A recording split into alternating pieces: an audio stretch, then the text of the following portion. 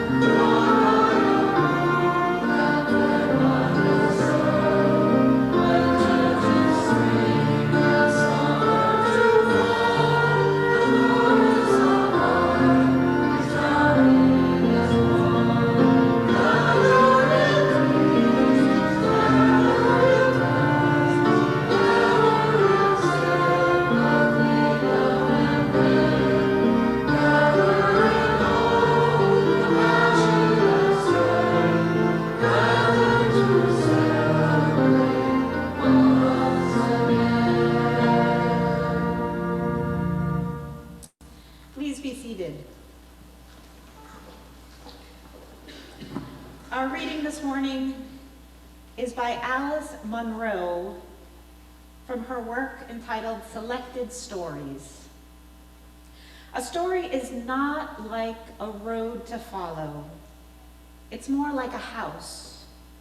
You go inside and stay there for a while, wandering back and forth, and settling where you like, discovering how the room and the corridors relate to each other, how the world outside is altered by being viewed from the windows.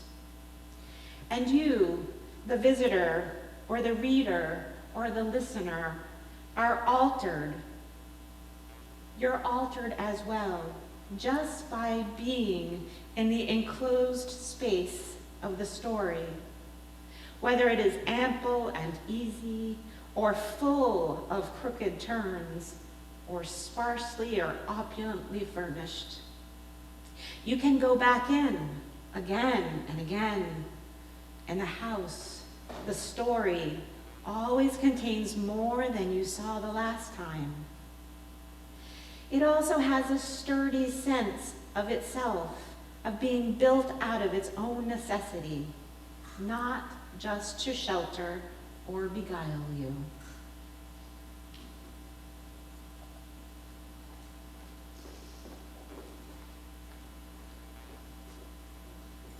If you have a stone with you this morning, I invite you to hold that stone in your hand, close to your hearts. During the musical meditation, come forward to place your stone in the bowls of sand in its extended, beloved community. Allow your stone to symbolize your intentions, your reflections, prayers, joys, sorrows, or milestones in your life. For those of you who are on Zoom, if you would like your joys and sorrows to be shared with our caring team, please share in the chat. You may also click the green button on this page to place your stone of intention this morning. I will place the first stone for the stories we share with each other.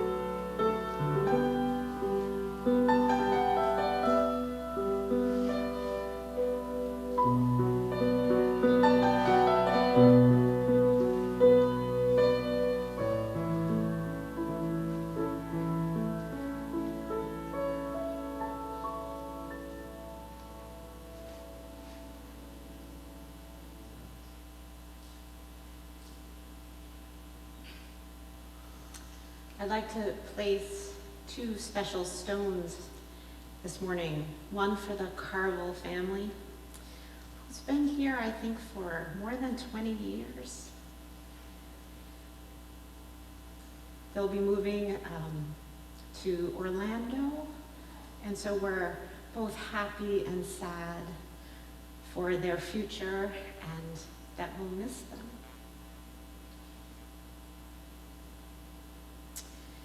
And this very iridescent special stone, and shiny, the shiniest one I could find.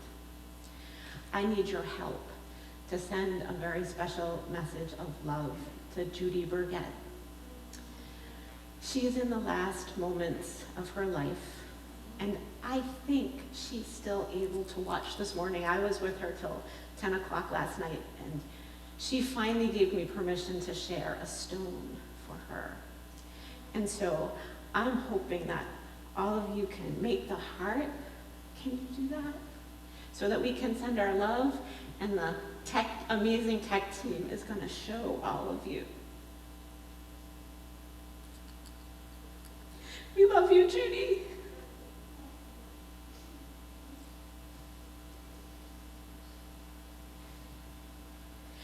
And for all that we hold close in our hearts, let us be mindful of the power of love and community that heals and upholds life. Blessed be, and amen.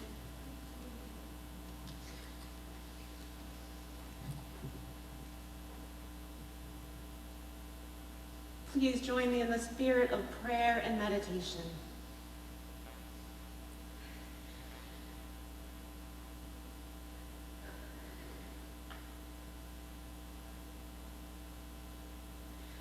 We travel together on a search for meaning, having come from many different places and bringing many different gifts to share for the journey. Bless those who bring the gift of courage. Bless those who bring the gift of love. Bless those who bring the gift of curiosity. Bless those who bring the gift of hospitality.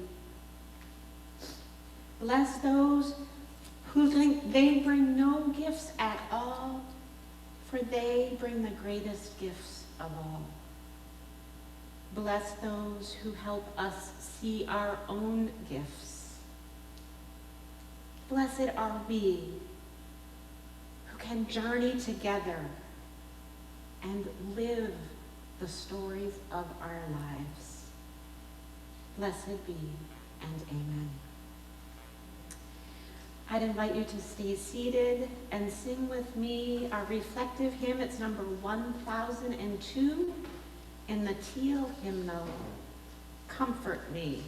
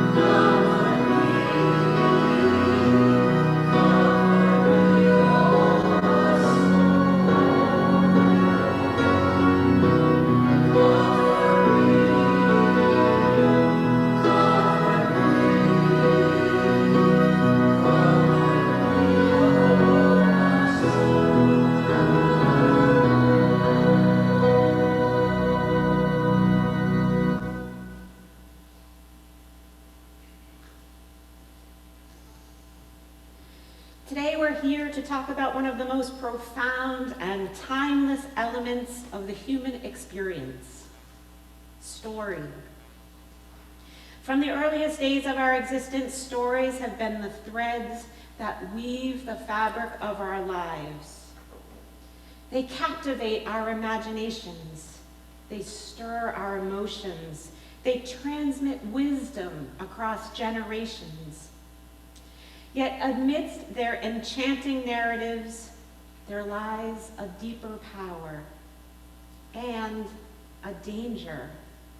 A power that transcends mere entertainment or instruction.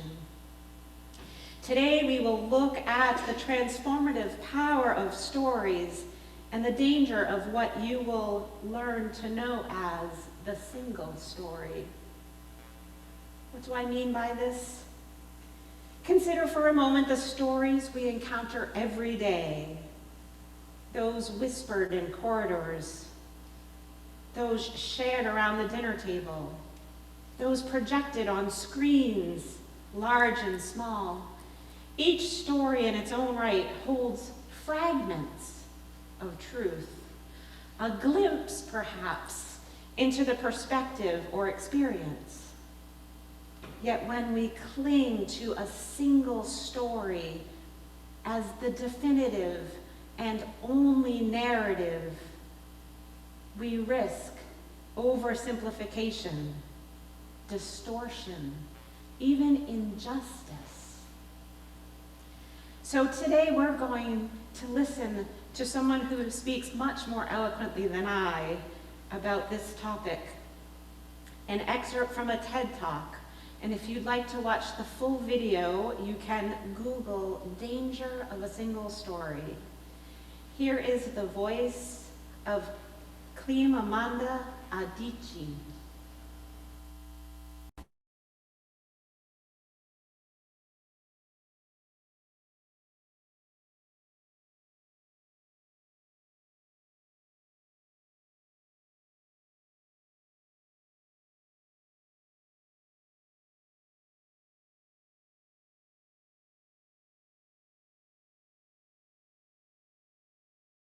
Conventional middle-class Nigerian family. My father was a professor. My mother was an administrator. And so we had, as was the norm, live-in domestic help who would often come from nearby rural villages. So the year I turned 8, we got a new houseboy. His name was Fide. The only thing my mother told us about him was that his family was very poor. My mother sent yams and rice and old clothes to his family. And when I didn't finish my dinner, my mother would say, "Finish your food. Don't you know people like Fide's family have nothing?" So I felt enormous pity for Fide's family. Then one Saturday, we went to his village to visit. And his mother showed us a beautifully patterned basket made of dyed raffia that his brother had made. I was startled. It had not occurred to me that anybody in his family could actually make something. All I had heard about them was how poor they were, so that it had become impossible for me to see them as anything else but poor. Their poverty was my single story of them. Years later, I thought about this when I left Nigeria to go to university in the United States. I was 19. My American roommate was shocked by me. She asked where I had learned to speak English so well and was confused when I said that Nigeria happened to have English as its official language. She asked if she could listen to what she called my tribal music and was consequently very disappointed when I produced my tape of Mariah Carey. She assumed that I did not know how to use a stove. What struck me was this: she had felt sorry for me even before she saw me. Her default position toward me, as an African, was a kind of patronizing, well-meaning pity. My roommate had a single story of Africa, a single story of catastrophe. In this single story, there was no possibility of Africans being similar to her in any way, no possibility of feelings more complex than pity, no possibility of a connection as human equals. So after I had spent some years in the US as an African, I began to understand my roommate's response to me. If I had not grown up in Nigeria, and if all I knew about Africa were from popular images, I too would think that Africa was a place of beautiful landscapes, beautiful animals, and incomprehensible people fighting senseless wars, dying of poverty and AIDS, unable to speak for themselves, and waiting to be saved by a kind white foreigner. I would see Africans in the same way that I, as a child, had seen Fide's family. And so I began to realize that my American roommate must have, throughout her life, seen and heard different versions of this single story. As had a professor who once told me that my novel was not authentically African. Now, I was quite willing to contend that there were a number of things wrong with the novel, that it had failed in a number of places, but I had not quite imagined that it had failed at achieving something called African authenticity. In fact, I did not know what African authenticity was. The professor told me that my characters were too much like him, an educated and middle-class man. My characters drove cars. They were not starving. Therefore, they were not authentically African. But I must quickly add that I too am just as guilty on the question of the single story. A few years ago, I visited Mexico from the US. The political climate in the US at the time was tense, and there were debates going on about immigration. And, as often happens in America, immigration became synonymous with Mexicans. There were endless stories of Mexicans as people who were fleecing the healthcare system, sneaking across the border, being arrested at the border, that sort of thing. I remember walking around on my first day in Guadalajara, watching the people going to work, rolling up tortillas in the marketplace, smoking, laughing. I remember first feeling slight surprise, and then I was overwhelmed with shame. I realized that I had been so immersed in the media coverage of Mexicans that they had become one thing in my mind, the abject immigrant. I had bought into the single story of Mexicans, and I could not have been more ashamed of myself. So that is how to create a single story. Show a people as one thing, as only one thing, over and over again, and that is what they become. It is impossible to talk about the single story without talking about power. There is a word, an Igbo word, that I think about whenever I think about the power structures of the world, and it is nkali. It's a noun that loosely translates to be greater than another. Like our economic and political worlds, stories too are defined by the principle of nkali. How they are told, who tells them, when they are told, how many stories are told, are really dependent on power. The single story creates stereotypes, and the problem with stereotypes is not that they are untrue, but that they are equal. Now, stories matter. Many stories matter. Stories have been used to dispossess and to malign, but stories can also be used to empower and to humanize. Stories can break the dignity of a people, but stories can also repair that broken dignity.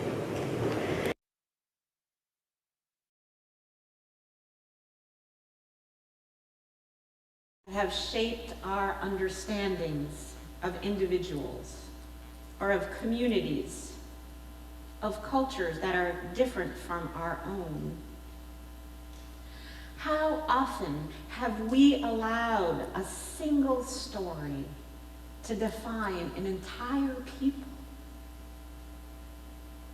How often have we overlooked the complexities or nuances of their lived experience in favor of a convenient stereotype or caricature?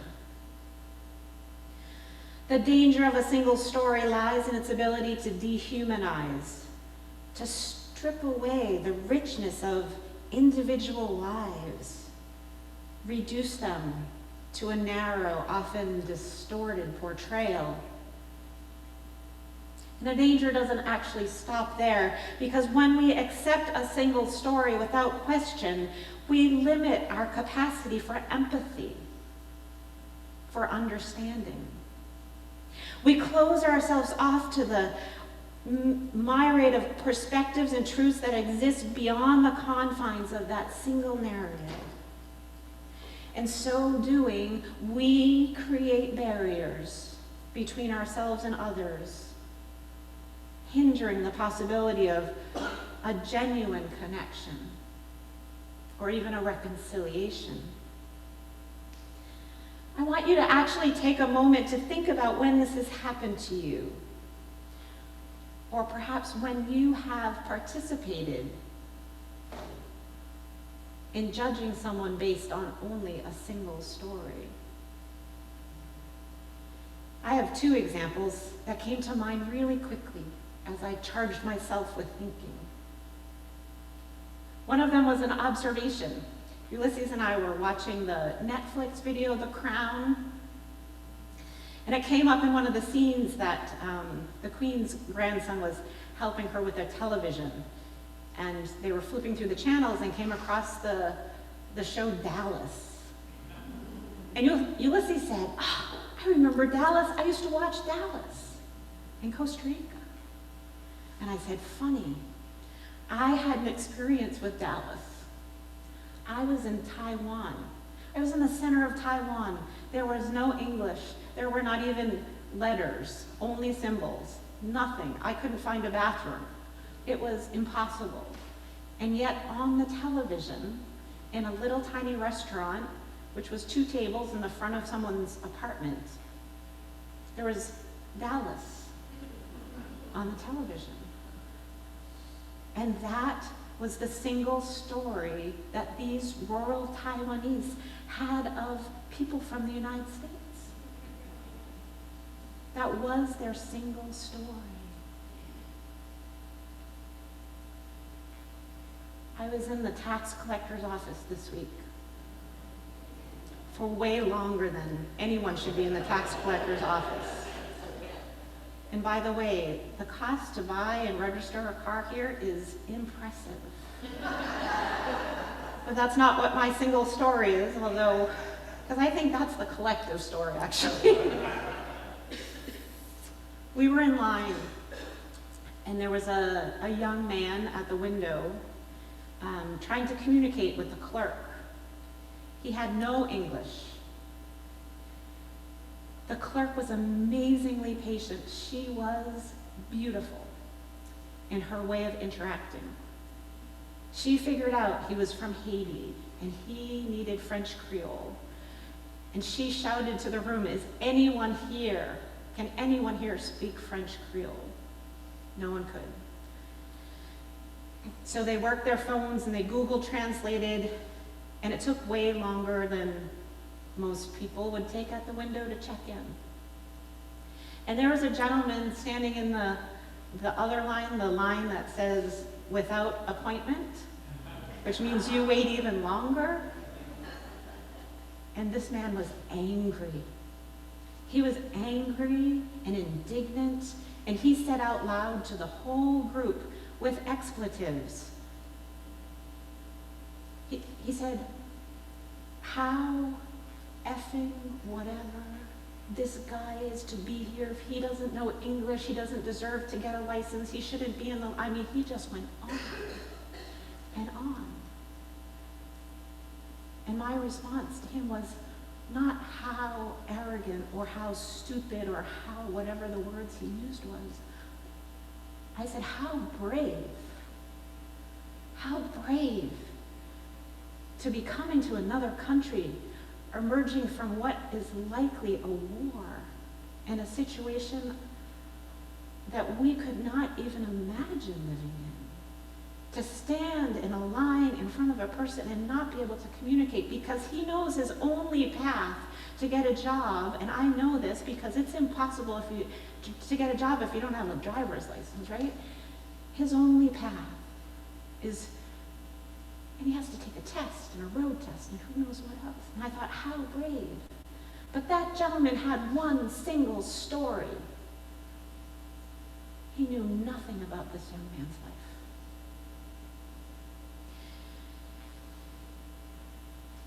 Think about a real example in your life. I'm going to challenge you right now to think of some moment that you've experienced this kind of single story, and I'd like you to share it with the person sitting next to you.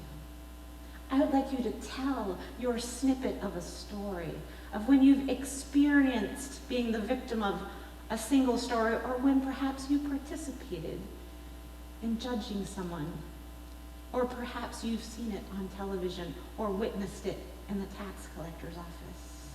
If you're on Zoom, you may type in the chat, or when the service is over, you may share your stories in your online social time.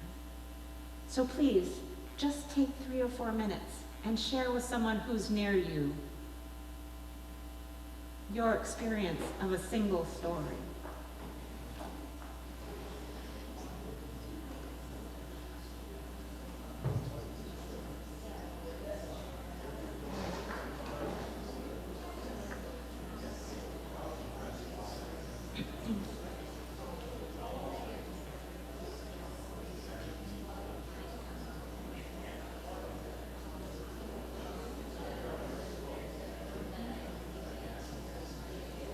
This is brave.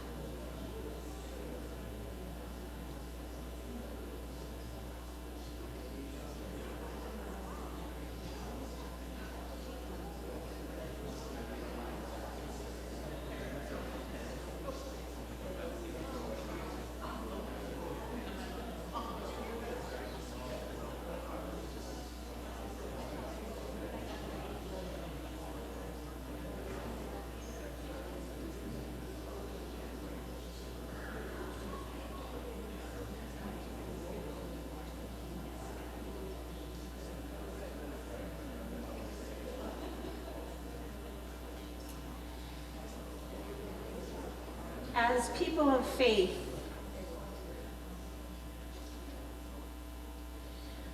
we are called to resist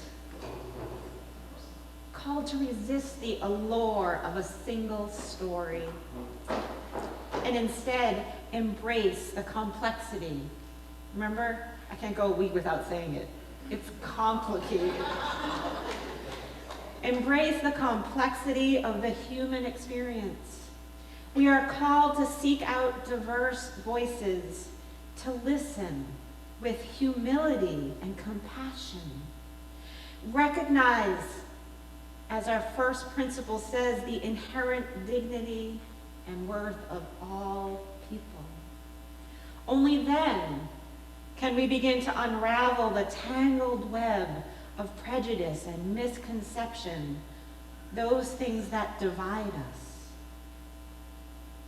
So as we continue our journey today, living out the stories of our own lives, we're writing them, right? Every moment, our story. Let us be careful and remain vigilant against the dangers of that one single story. Let us commit ourselves to honoring the diversity of narratives that shape our world, build the bridges of understanding across those divides of differences. It is in the rich tapestry of our stories that we find the truest reflection of our shared humanity.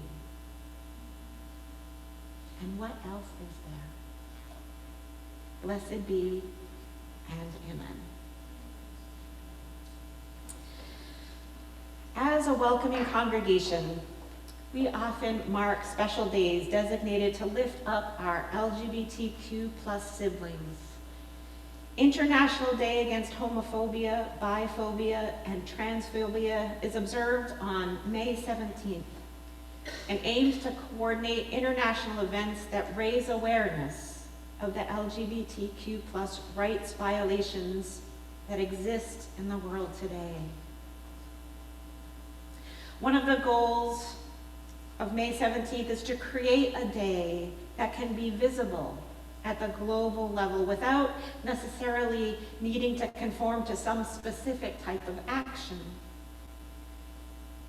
This decentralized approach is needed because of the diversity of social, religious, cultural, and political contexts which exist around the world.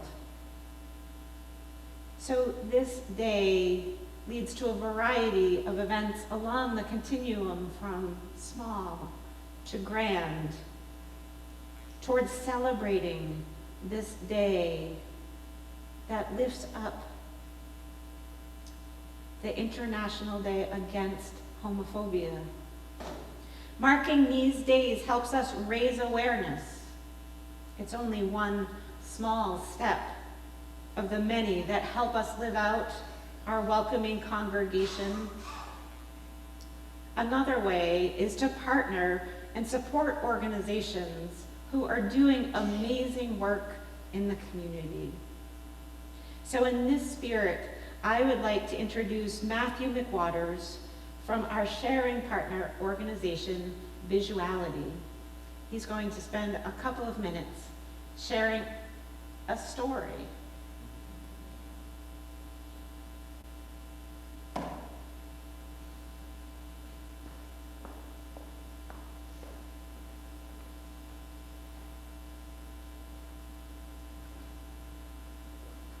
Thank you and good morning.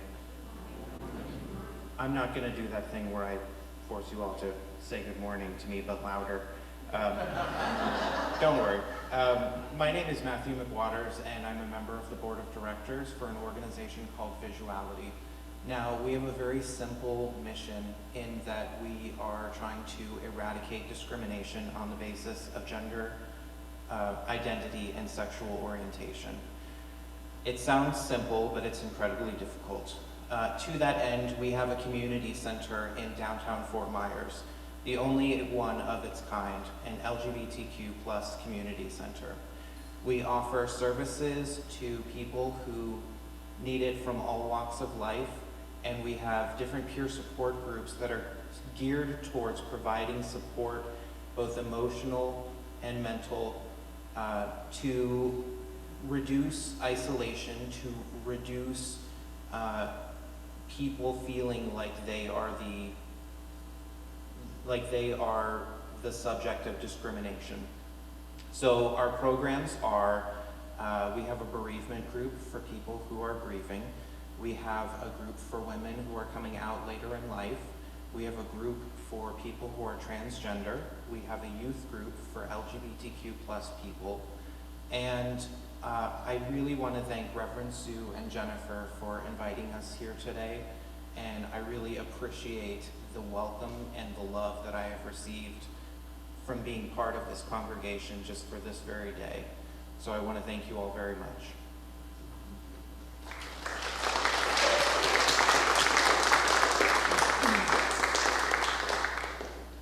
Thank you, Matthew. Here at the Unitarian Universalist Congregation of Fort Myers, we give generously with love to our congregation, and we donate all of our undesignated funds collected during the offering to a different charity. If you want to donate to our congregation, write an old-fashioned check and put UUCFM in the memo line, or an envelope and check UUCFM. For our Zoom users, you may log into uucfm.org and press the orange button to donate virtually. Please designate if you are donating to UUCFM or Visuality, or provide the percentage of your donation. The offering will now be generously given and gratefully received.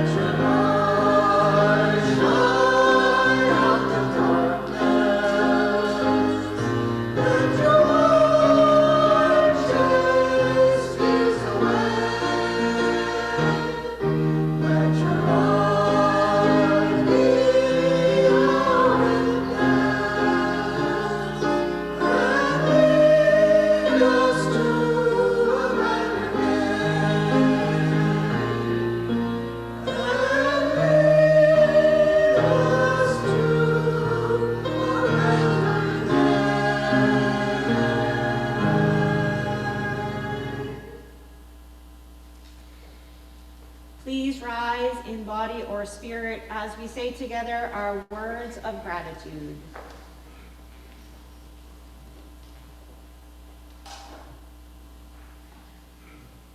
By the work of our hands and the work of our hearts, our love is made real.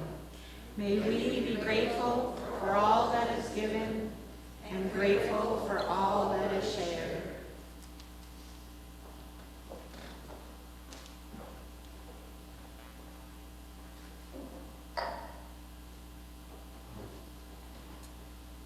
And now we'll extinguish the chalice with the words printed on the screen. We extinguish this flame, but not the light of truth, the warmth of community, or the fire of commitment. These we carry in our hearts until we are together again. Our closing hymn is number 1008 in your teal hymnal, When Our Heart is in a Holy Place.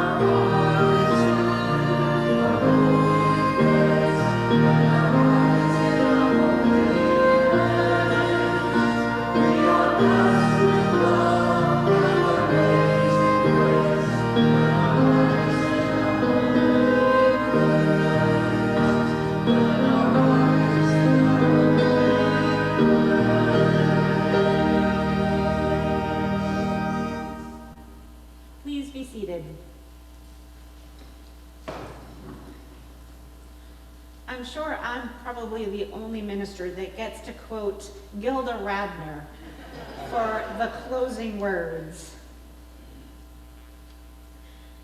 I wanted a perfect ending.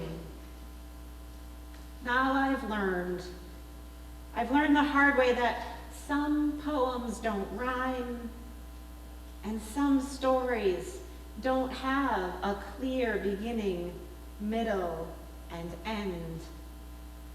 Life is about not knowing, having to change, taking the moment and making the best of it without knowing what's going to happen next. Delicious ambiguity. At this moment, I would like to take a moment to recognize a new member who's going to sign the book this morning. And when we welcome a new member, it's a good time to remember that we welcome them with our hearts and our hands and with stones. But they're good stones. The 5 smooth stones of religious liberalism, first understood or explained by James Luther Adam when he wrote a guiding principle for free faith. And so the stones that we will gift to Rachel Ann Kennedy Barnes this morning are the stone of possibility, the stone of respect, the stone of justice, the stone of power, and most importantly, the stone of hope. These are our touchstones. So Rachel, if you want to come up, maybe right, you don't have to come all the way up. So Rachel, do you want me to say your age? You put it right here. Well, it's 76. It's 76, yeah. So Rachel is a fiber artist who works in mixed media. She loves to read and garden and travel. She was born the 6th generation on a family dairy farm in the endless mountains of Pennsylvania. I've never heard of that, but what a beautiful place, endless mountains. She graduated from Cornell University, received an MFA, Master's in Fine Arts from the Tennessee State University. She married her husband, Richard, in 1978 and was married for nearly 46 years before he died this past March. Please, we would love to welcome you and have you sign our membership book. You can just sign right there. Richard would have done this with me. She says her husband would have done this with her. Because he Wanted to be a part of this congregation. watched paid attention to the newsletter. But died from glioblastoma. Thank you so much. Thank you. Thank you very much.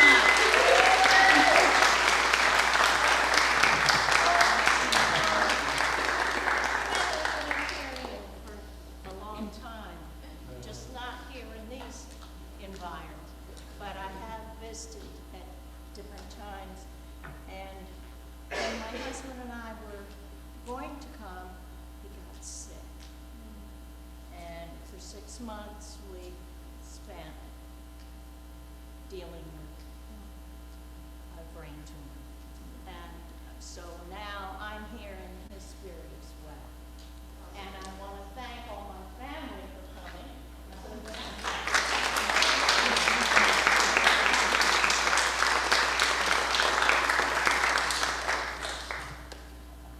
And thank you for being with us today.